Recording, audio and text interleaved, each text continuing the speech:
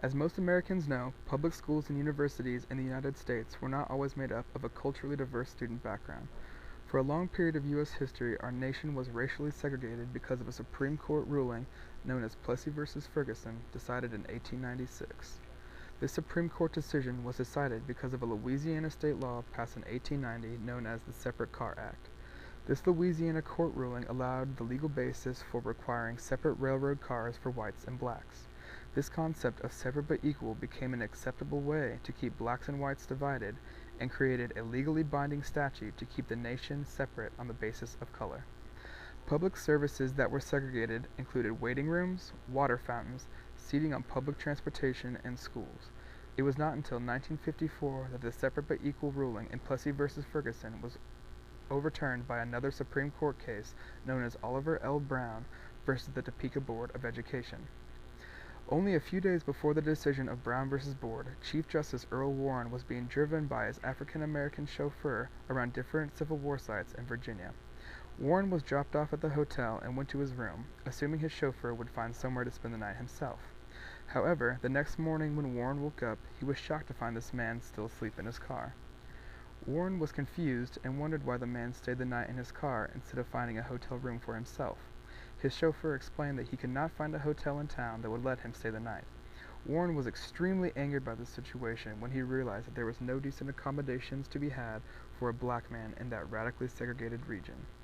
Warren was able to see firsthand how the separate but equal law affected African Americans, and while deciding on the ruling of Brown v. Board, recalled this personal experience as good proof of racial discrimination in 1954.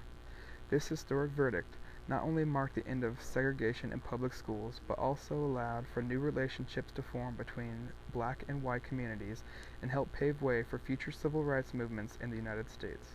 When people hear about Brown v. Board, most do not realize that it encompassed much more than the one famous court case in Topeka, Kansas.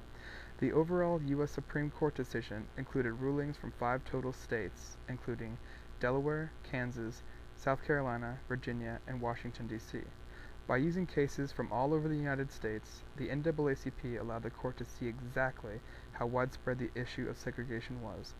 It was important for the U.S. Supreme Court to not use all southern states as examples of problems with segregation, since tensions between North and South were still a major issue in American politics. Brown's case was a class action lawsuit brought forth by the Topeka NAACP, which included a total of 13 parents acting on behalf of their 20 children. The Topeka NAACP asked these parents to try enrolling their African American children into the all-white schools. In Oliver Brown's case, he was irritated that his 3rd-grade daughter, Linda, had to walk a mile through a dangerous railroad switchyard in order to attend the black elementary school when a white elementary school was only 7 blocks away. When Brown and the other 12 parents were denied admission to the white public schools, the Topeka branch of the NAACP filed their lawsuit in February of 1951. The NAACP's main argument was that by forcing African American children to attend segregated schools, the Kansas public school system was actually unequal. By separating schools solely on the color of a student's skin, black students were thus deemed inferior to other white students. According to an article in the Wichita Squatter Town from the mid-1920s, the issue of school segregation had a lot to do with the growing problem of housing segregation in towns throughout the country, and that by continuing to segregate schools, the government was doing nothing to stop the rising level of poverty in black communities. By allowing desegregation of the public school system and housing, the quality of life for African Americans would have greatly improved, and thus the quality of education could rise as well. Brown v. Board was not the first time school desegregation was argued over in court. In fact, Kansas alone had at least 14 cases on school integration between 1880 and 1910. Some may ask why Kansas was so pivotal in the overall fight against school segregation.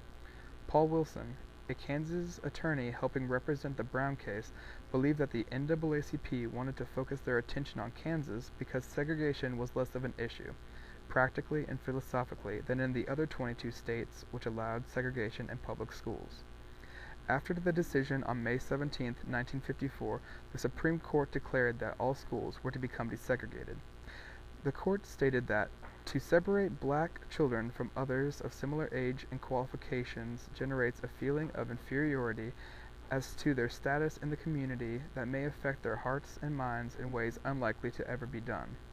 The court concluded that in the field of public education, the doctrine of separate but equal has no place. Separate educational facilities are inherently unequal. One major problem, however, with the Supreme Court decision was that it did not abolish segregation in other public areas such as restaurants and restrooms, nor did it require desegregation of public schools by a specific time. The lack of guidance from the Supreme Court ruling allowed Southern congressmen to adopt the Southern Manifesto, which greatly slowed the progress of desegregation in the South. Currently, in the United States, few people ever think about the issue of segregation in our public schools. In fact, most schools, especially universities, strive to show how multicultural and diverse their student population is. It is hard to imagine not being able to go out to eat or go to school with some friends based simply on the color of their skin. However, thanks to the efforts of everyone involved with the NAACP between 1951 and 1954, Brown v. Board is now known as one of the most famous court cases bringing about social and racial change in America. Although implementation of this new law was oftentimes a slow and oftentimes violent process, as was such in Little Rock, Arkansas, Americans now live in a nation where we are all given the same opportunity to succeed in life, regardless of the color of our skin.